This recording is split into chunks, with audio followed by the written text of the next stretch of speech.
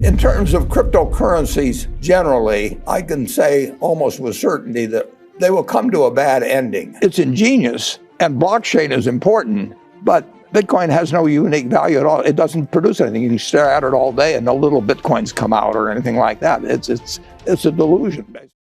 Warren Buffett जो कि दुनिया में टॉप 10 अमीर लोगों में से एक है, उनका मानना ये है क्रिप्टो करेंसी एक इल्यूजन है।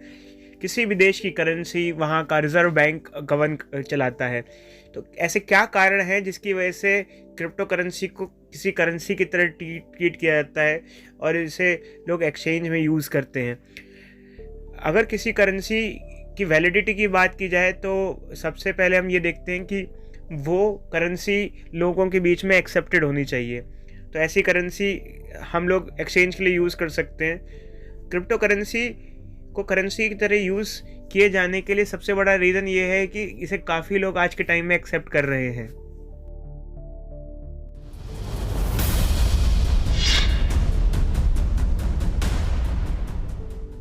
और सबसे पहले इस वक्त की बड़ी खबर आपको दे दें, सिरसा में डेरा हेडक्वार्टर पर जारी सर्च ऑपरेशन में एक बड़ा खुलासा हो रहा है। डेरे से कई प्लास्टिक करेंसी बरामद की गई है। इन प्लास्टिक के सिक्कों को राम रहीम डेरे के अंदर चलाता था। इन सिक्कों पर 10 रुपए, 1 रुपए साफ साफ लिखे हुए।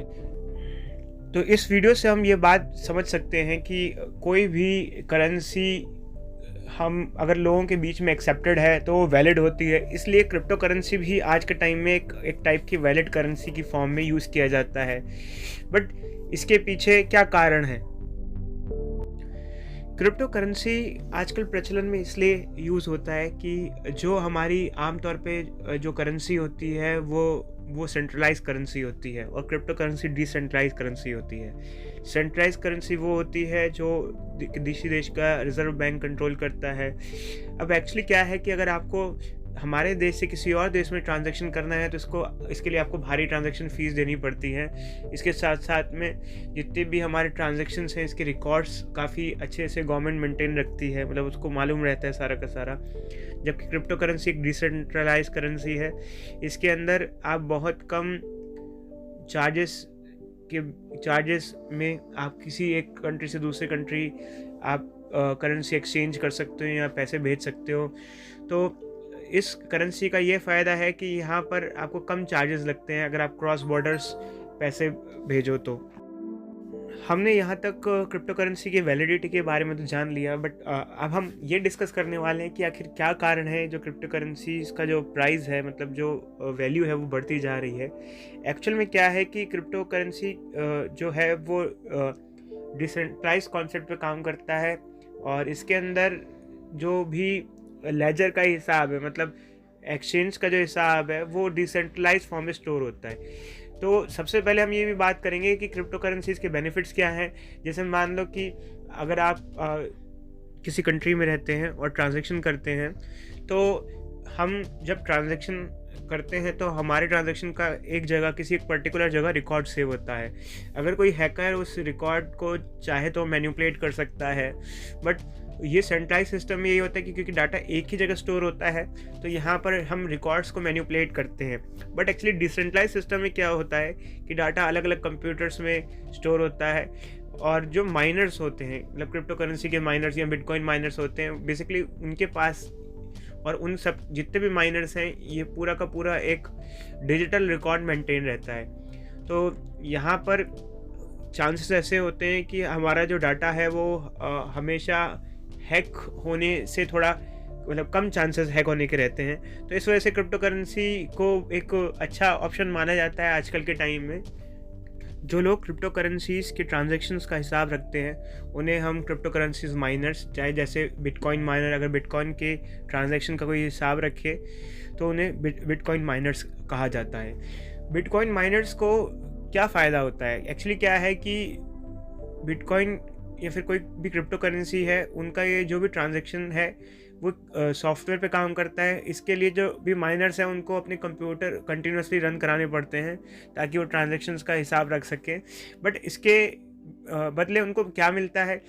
एक्चुअली बिटकॉइन सिस्टम में ऐसा है कि अगर कोई ट्रांजैक्शंस प्रॉपरली हो रहे हैं तो जो माइनर्स होते हैं उनको बिटकॉइंस रिवॉर्ड में मिलते हैं। मतलब ट्रांजैक्शन की फ़ीस बिटकॉइन ही देता है उनको रिवॉर्ड्स की फॉर्म में। तो इस तरीके से ये पूरा का पूरा प्रोसेस चलता है, और जो माइनर्स होते हैं उनको रिवॉर्ड की फॉर्म में बिटकॉइंस मिलते हैं। और इसके लिए जो माइनर्स होते हैं ये काफ़ी इन्वेस्टमेंट्स करते हैं, ये काफ़ी बड़ी रिस्क लगाते हैं, ताकि ट्रांजैक्शंस का रिकॉर्ड रखा जा सके। बट अब हम जानते हैं कि किन कारणों की वजह से बिटकॉइन फ्यूचर नहीं है। Hordes of crypto fanatics got their knickers in a twist recently when erstwhile cheerleader Elon Musk expressed concerns about the environmental cost of Bitcoin. Cryptocurrency is a good idea on many levels, read a statement shared on his Twitter feed. We believe it has a promising future, but this cannot come at great cost to the environment. Tesla has suspended vehicle purchases using Bitcoin, read his statement. We are concerned about rapidly increasing use of fossil fuels for Bitcoin mining and transactions, especially coal, which has the worst emissions of any fuel. When Tesla announced it planned to... Tesla ने बीच में announce किया था कि bitcoin से हम Tesla cars खरीद सकते हैं, बट बाद में टेस्ला ने फैसला बदल दिया।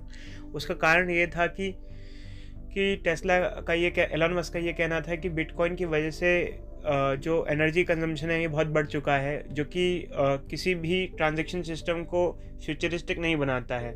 अगर हम बात करें बिटकॉइन की, तो बिटकॉइन से जो ट्रांजैक्शंस होते हैं उसमें जो रिक्स यूज़ करते हैं लोग, जो माइनर्स रिक्स यूज़ करते हैं, उसमें काफ़ी ज़्यादा एनर्जी कंजम्पशन होता है। इस वजह से ऐसा माना जाता है कि ये जो ट्रांजैक्शंस हैं ये फ्यूचरिस्टिक नहीं है, क्योंकि किसी भी ट्रांजैक्शन प्रोसेस में अगर इतनी ज़्यादा एनर्जी यूज़ हो रही है, चाहे वो भले ही उसके कुछ बेनिफिट्स भी हों, बट ये फ्यूचरिस्टिक नहीं माना जा सकता है।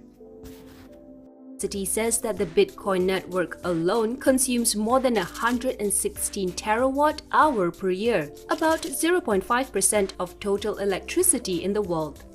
Bitcoin's annual electricity consumption is higher than countries like the Netherlands, Philippines, and Singapore. In fact, if Bitcoin were a country, it'd be number 33 on the list of top energy consumers.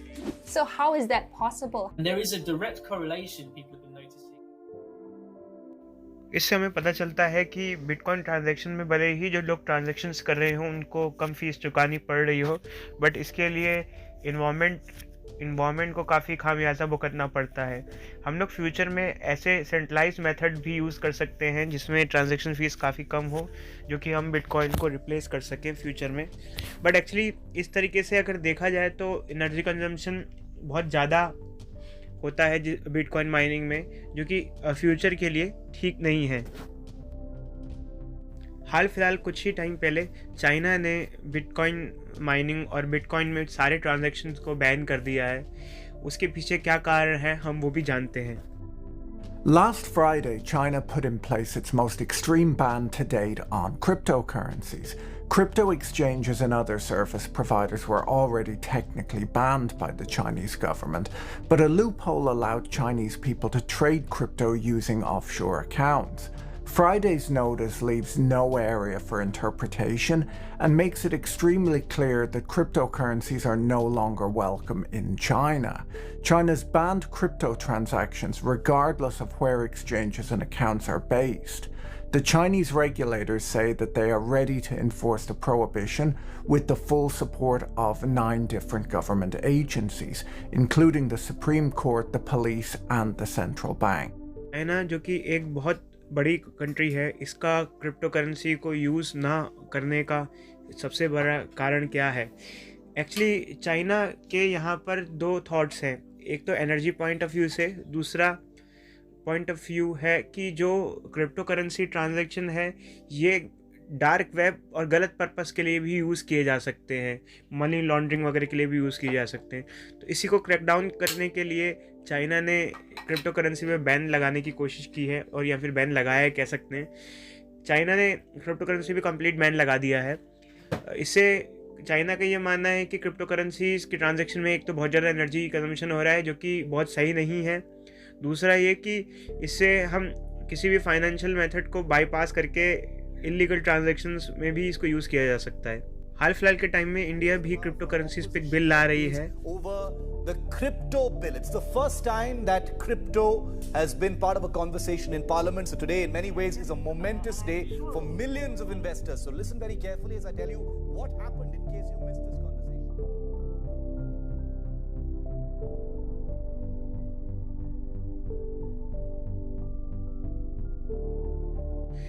पर इस bill के आने से पहले ही नरेंद्र मोदी जी का account hack हो गया है। एक्चुअली जो हैकर्स हैं वो कभी नहीं चाहते कि क्रिप्टो करेंसी बंद हो या उस पर कोई बैन लगे।